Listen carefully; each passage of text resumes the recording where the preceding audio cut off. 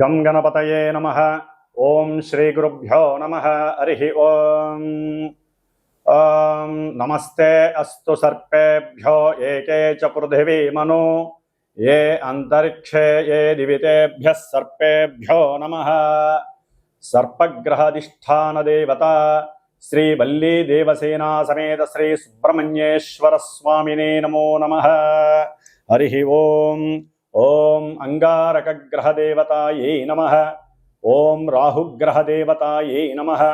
ఓం కేతుగణదేవతాయై నమో నమః. హరి ఓం. వీక్షిస్తున్నటువంటి సమస్త జనానీకమంతా కూడా దాదాపుగా ఈ యొక్క కుజుని యొక్క మార్పు కోసం ఎదురు చూస్తున్న వాళ్ళు చాలామంది ఉన్నారు, అందరూ ఉన్నారనే చెప్పుకోవాలి. ఎందుకంటే ఎప్పుడూ లేనంతగా దాదాపుగా 7 నెలలు 8 నెలల పాటు కుజగ్రహ స్తంభన అనేటటువంటిది సమస్త ప్రపంచానికి, మానవాళికి, అట్లాగే ఎన్నో రకాలైనటువంటి అగ్ని ప్రమాదాలు కావచ్చు, విపత్తులు కావచ్చు, వీటన్నిటికీ మూల కారణం. అట్లాగే సోదర నష్టాలు, అంటే సోదర సోదరులకి మధ్య అవినాభావన సంబంధం తగ్గటం, అట్లాగే భూ సంబంధిత వ్యవహారాలు ఒక పట్టాన కొలిక్కి రాకపోవటం, వీటి వలన ఎన్నో రకాలైనటువంటి అఘాయిత్యాలు చేసుకోవటం, మానసికమైనటువంటి స్పందన లేకపోవటం, ఇలాంటివి ఎన్నో కూడా కుజగ్రహం ముఖ్యంగా రక్త ప్రసరణ వ్యవస్థ మీద ప్రభావితం చూపేటటువంటి ఈ అంగారకుడు అనగా భూపుత్రుడైనటువంటి కుజుడు భీభత్సమైనటువంటి పరిస్థితుల్ని ఇప్పటిదాకా అనగా జూన్ 7వ తేదీ వరకు కూడా ఆయన తన యొక్క ప్రభావాన్ని నీచస్థితి అయినటువంటి కర్కాటక రాశిలో శత్రు నక్షత్రమైనటువంటి ఆశ్లేష బుధ నక్షత్రంలో ఉండి నానా రకాలుగా ఇబ్బందులు పెడుతూనే ఉంటాడు కూడా. మరి జూన్ 7వ తేదీ నుండి ఈ అంగారకుడు భూపుత్రుడైనటువంటి సమస్త కలహాలకి గొడవలకి కారకుడు, అత్యంత పరాక్రమవంతుడు, అట్లాగే మిలిటరీ వ్యవస్థలో సైన్యాధ్యక్షుడు, మంచి ఉత్సాహంగా ఉల్లాసంగా అలాగే ఉక్రోషంగా ఆగ్రహ రూపాన్ని ఉగ్ర రూపాన్ని చూపించేటటువంటి ఈ అంగారకుడు అనగా కుజగ్రహం జూన్ 7వ తేదీన మిత్రరాశి అయినటువంటి సింహరాశి, ఇది మేషరాశి నుంచి 5వ స్థానమైనటువంటి సింహరాశిలోకి మిత్రుడైనటువంటి ఆ కుజుడు ప్రవేశించటం, అది కూడా మిత్రుడైనటువంటి మఖా నక్షత్రం అంటే పితృదేవతలకి అధిష్టానమైనటువంటి ఆ యొక్క మఖా నక్షత్రంలోకి అడుగు పెడుతున్నాడు. సరే, కుజుడు వస్తున్నాడు, ఓకే, కొంతమంది రాశుల వారికి బాగానే ఉంటుంది అని అందరూ అనుకోవచ్చు, అందరం ఉబలాడు పడుతున్నాం. అయితే ఇక్కడ ఇంకొక విషయం, ఇవి భూప్రపంచంలో ఎప్పుడో కానీ ఒకసారి మనకి టచ్ అవుతూ ఉండవు. ఆల్రెడీ మే 18వ తేదీన అంటే మే 20వ తేదీ ఆ ప్రాంతాలలో కేతువు కన్యారాశి నుండి ఉత్తర ఫల్గుని నక్షత్రంలో ఉండి 1వ పాదంలోకి సింహరాశిలోకి అడుగు పెట్టేశాడు. కుజుడి కన్నా ముందు వచ్చి తిష్ట వేసి కూర్చున్నాడు ఈ కేతు.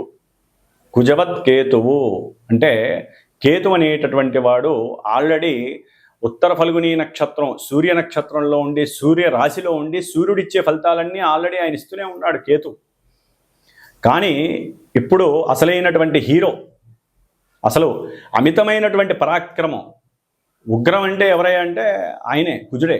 ఎందుకంటే మనకి ఉన్నటువంటి దశావతారాల్లో ముఖ్యంగా ఈ కుజుడు మనకి నరసింహావతారం జ్వాల నరసింహస్వామి అవతారానికి కుజుడు, అట్లాగే రాహువు వరాహ అవతారానికి, కేతువు మత్స్యావతారానికి గ్రహదేవతలు. అంటే శ్రీమన్నారాయణమూర్తి దశావతారాల్లో ఈ 3 గ్రహాలు కూడా చాలా పటిష్టమైనటువంటి చాలా ఉగ్రహోపేతమైనటువంటి రూపాలని ఆ భగవంతుడు వీరికి గ్రహదేవతలుగా ఇచ్చి ఉన్నాడు, ఆ అధిష్టాన దేవతల్ని. మరి కుజుడు నరసింహస్వామి అవతారానికి ముఖ్యుడు. అందుకనే నరసింహస్వామి ఎంత ఉగ్రహోపేతంగా ఉంటాడో అంతటికన్నా ఈ గ్రహం కదా భూపుత్రుడు, విష్ణువు యొక్క అంశయే విష్ణువు భూదేవికి పుట్టినటువంటి వాడే కుజుడు.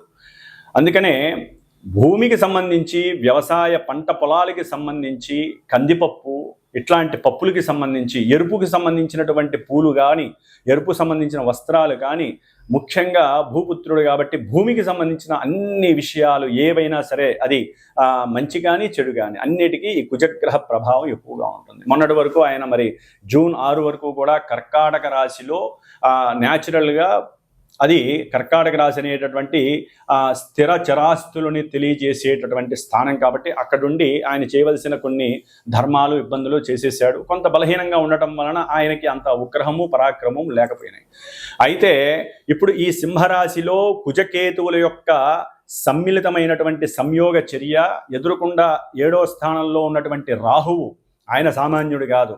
కుజరాహు కేతువులు కలయిక అంత మంచిది కాదు. ఎన్నో విలక్షణమైనటువంటి క్రియలు కర్మలు అనుభవించాల్సిందే. అట్లాగే ఎన్నో రకాలైనటువంటి విచిత్రమైనటువంటి దుస్సాహసాలు, అట్లాగే విచిత్రకరమైనటువంటి ఎన్నో రోగాలు, అది మశూచి కావచ్చు, డయేరియా కావచ్చు, తినుబండారాల వలన కలిగే సమస్యలు కావచ్చు, గుండె దడ, గుండె నిబ్బరత లేకపోవటం, గుండె సమస్యలు, రక్త ప్రసరణ వ్యవస్థలో కలిగేటటువంటి ఎన్నో అసాధారణమైనటువంటి అసమతుల్యమైనటువంటి పరిస్థితుల వలన మానవులు ఇబ్బందులు పడేటటువంటి ఎన్నో అగాధమైనటువంటి సమస్యలు ఈ కుజకేతువుల యొక్క సంయోగ క్రియ వలన కలుగుతుంది.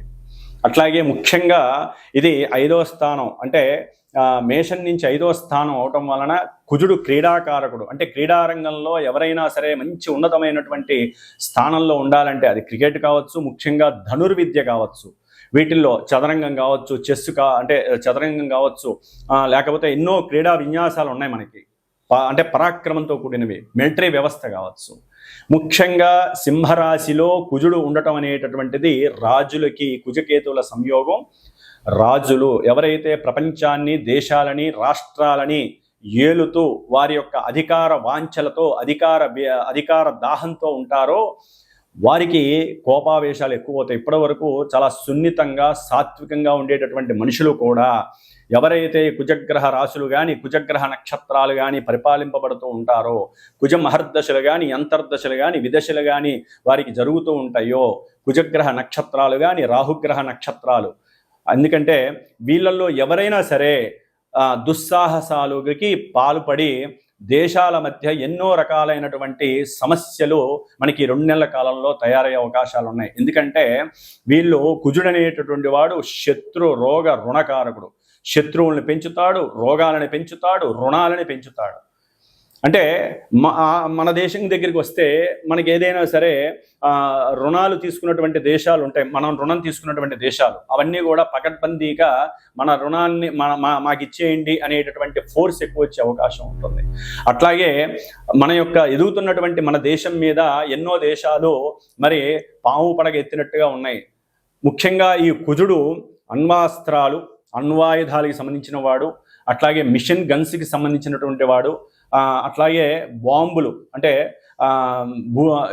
ఫిరంగిలు కావచ్చు, మన దగ్గర ఉన్నటువంటి ఎన్నో అణ్వాస్త్రాలు అంటారు, అస్త్రాలు, ఈ అస్త్రాలకి ఆయుధాలకి కారకుడు కుజుడు.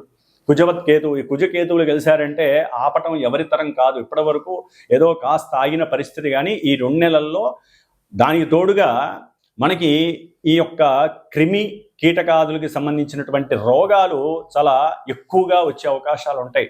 ముఖ్యంగా ఇది జీర్ణ వ్యవస్థ, సింహరాశి అనేటటువంటిది గుండెకి సంబంధించి జీర్ణ వ్యవస్థకి సంబంధించి.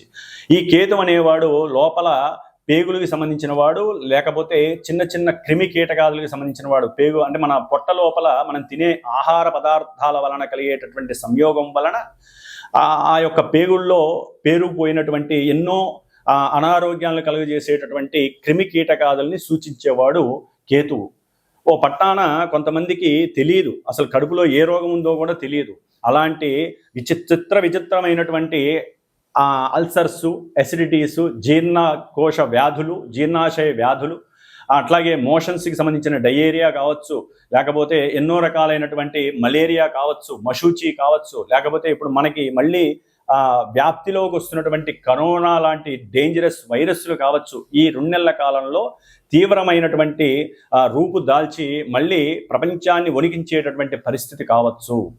అట్లాగే ఈ కుజకేతువుల యొక్క మరియు రాహు యొక్క దీని వలన దొంగతనాలు ఎక్కువ కావటం, అట్లాగే క్రీడారంగ వ్యవస్థలకి సంబంధించిన వారు ఎన్నో రకాలైనటువంటి మోసాలకి పాల్పడిన వాళ్ళు బయటికి రావటం, లేకపోతే మోసాలు చేయటం, లేకపోతే క్రీడా సంస్థలు కానీ లేకపోతే వాటికి సంబంధించినటువంటి ఏదైనా ఆటలు ఆడుతున్నప్పుడు ఉన్నట్టుండి ఆకస్మికంగా ఏదో ఒక ప్రమాదం, అది అగ్ని ప్రమాదం కావచ్చు లేకపోతే వాయు ప్రమాదం కావచ్చు.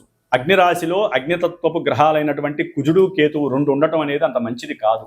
కాబట్టి ప్రపంచంలో ఏదైనా సరే వీటి యొక్క దుశ్చర్యకరమైనటువంటి పరిస్థితులు, చాలా ఇబ్బందులు పడేటటువంటి పరిస్థితులు ఉన్నాయి. రాజులకి ఇది చాలా గండమని చెప్పుకోవచ్చు.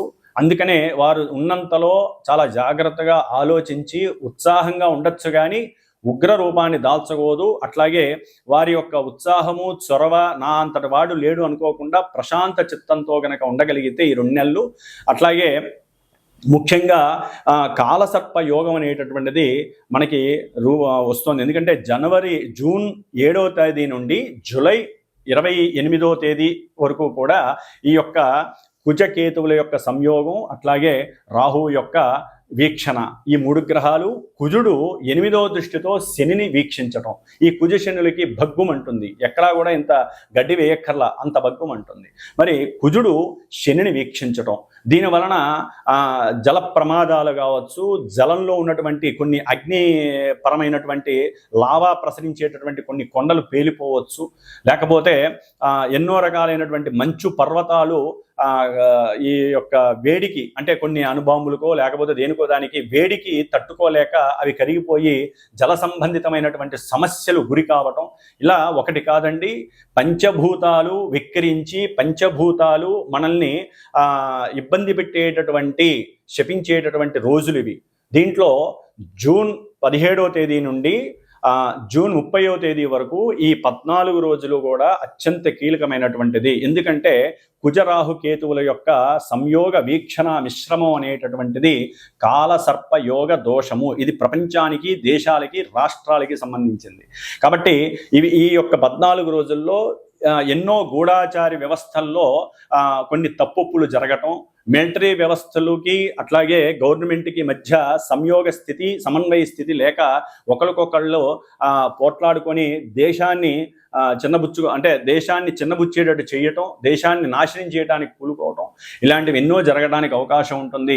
అంతర్గత శత్రువులు ఎక్కువ అవుతారు. మిలిటరీ వ్యవస్థలో అధునాతనమైనటువంటి వ్యవస్థకి సంబంధించిన విషయాలలో కొంతమంది ఎవరైతే మిలిటరీ వ్యవస్థలో పెద్దవాళ్ళు ఉంటారో వాళ్ళు వేరే దేశాలకి తెలియజేసేటటువంటి ఉండే పరిస్థితులు కూడా ఉంటాయి. కాలసర్ప యోగ దోషం అనేటటువంటిది అంత మంచిది కాదు.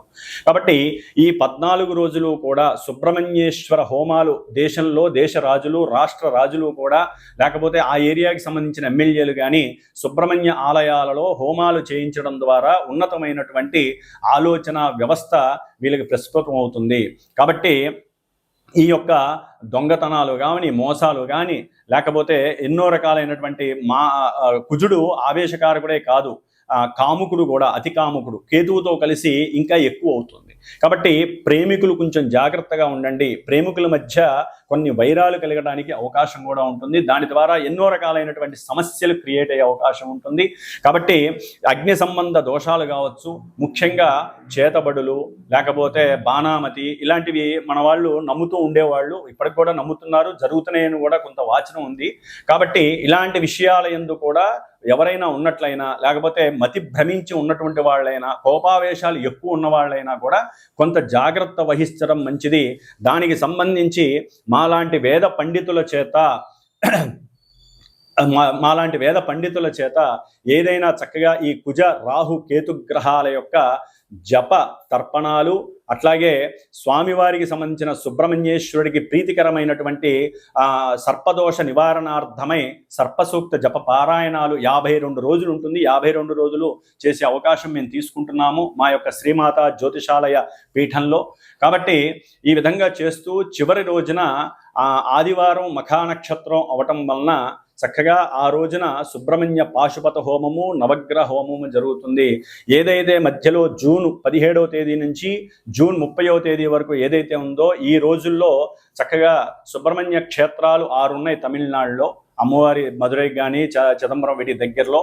కాబట్టి తిరుత్తని, అట్లాగే పళని, స్వామిమలై, ఇట్లా తిరుచెందూరు ఇలాంటి క్షేత్రాలకి వెళ్ళి ఎవరైతే ఈ నక్షత్రాలు వాళ్ళు ఉంటారో, అట్లాగే మేషరాశి, వృశ్చిక రాశి, సింహరాశి, కర్కాటక రాశి, కన్యారాశి, అట్లాగే వృశ్చిక రాశి, ముఖ్యంగా మకర రాశి, కుంభరాశి, ఆ తర్వాత మేషరాశి, వృషభ రాశి, ఈ రాశుల వాళ్ళు కావచ్చు.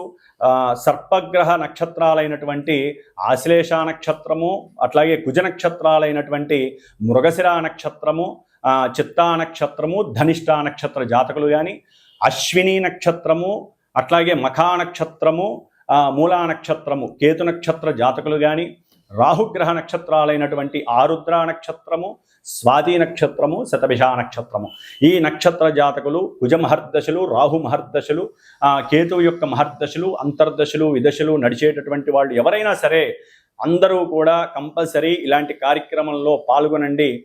అవకాశం ఉన్నవాళ్ళు తప్పకుండా చేయించుకోవాలని మనస్సంకల్పం. ఎందుకంటే ఈ యొక్క గ్రహాలు శాంతి పడాలంటే వాటికి జపసపాలు చేయాల్సిందే, హోమం చేయాల్సిందే. కాబట్టి ఈ విధంగా చేసుకోవడం ద్వారా వారి యొక్క జాతకాలలో కలిగేటటువంటి ఎన్నో ఇబ్బందికరమైనటువంటి సంఘటనలు, అది వివాహం కాకపోయినా, వివాహం అయ్యి అన్యోన్యత లోపించినా, భార్యాభర్తల మధ్య సంబంధ బాంధవ్యాలు లేకపోయినా, లేకపోతే ప్రేమికుల మధ్య వివాదం కలిగిన, ప్రేమికులు వాళ్ళు ఎంతో దూరంగా ఎన్నో రోజుల నుంచి వారి యొక్క కోరిక నెరవేరకపోయినా, అన్నదమ్ముల మధ్య సఖ్యత లేకపోయినా, అట్లాగే మాతాపితృలకి సంబంధించినటువంటి ఆర్జితం, పూర్వార్జితం ఉంటుంది, దానికి సంబంధించినటువంటి ఒక పట్టాన అన్నదమ్ముల మధ్య, అక్కతమ్ముల మధ్య కూడా ఆస్తిపాస్తుల విషయాలలో కోర్టు కేసులు నెరవేరకపోయినా, అట్లాగే ఊరికనే కోపము, చిరాకు రావటము, మానసికంగా ఇబ్బందులు పడటము, లేకపోతే కొంతమంది ఆత్మహత్య ప్రయత్నాలు చేసుకునే వాళ్ళు ఉంటారు, వారి యొక్క దశలు అంతర్దశలు జరిగి, అలాంటి వాళ్ళు కానివ్వండి, లేకపోతే చేతబడులు, బాణామతులు, రకరకాల ప్రయోగాలు చేసేటటువంటి వారు కానివ్వండి, వీళ్ళందరికీ రాహుకేతువులు, కుజుడు వీళ్ళే ముఖ్యమైనటువంటి గ్రహాలు.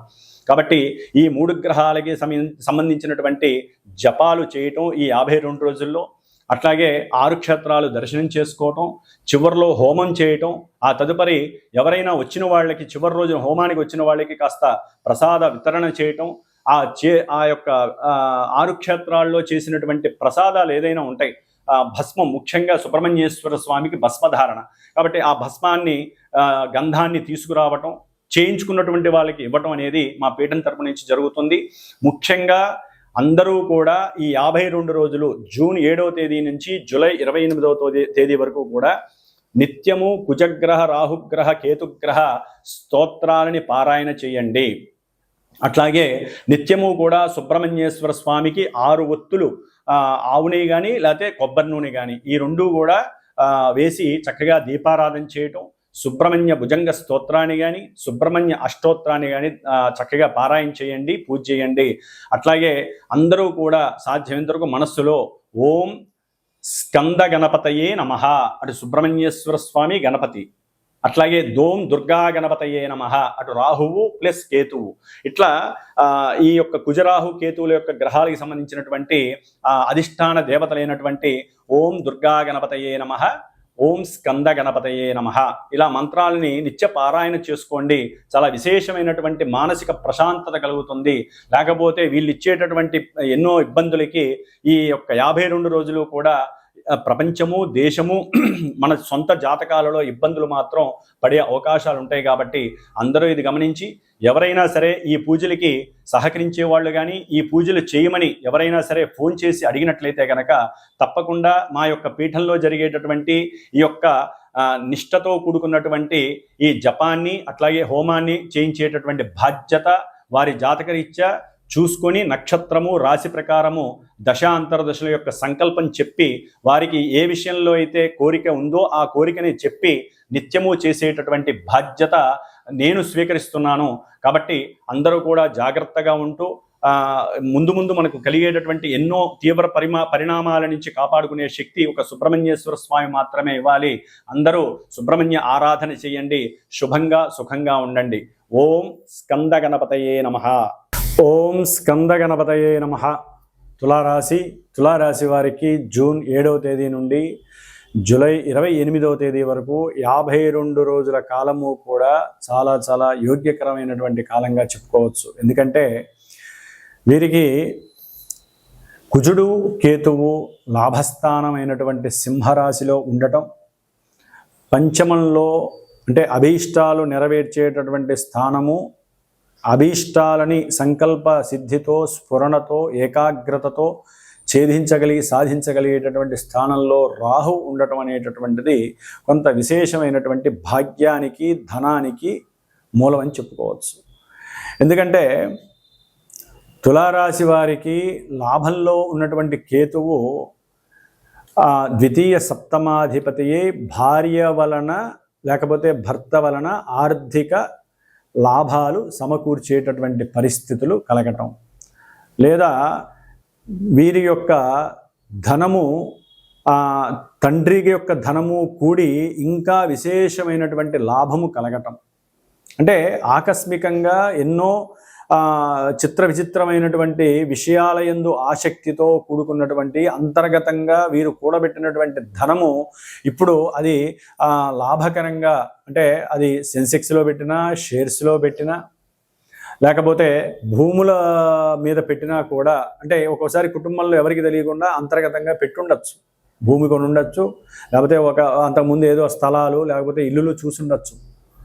వారు ఉన్నట్టుండి అవి చూపించేసరికి కుటుంబంలో చాలా ఆనందకరం, సంతోషాన్ని చూపించే పరిస్థితి ఎదుర్కొంటారు. దానివలన కొంత ఆనందకరమైనటువంటి భావన వీరికి కలగడానికి అవకాశం ఉంటుంది.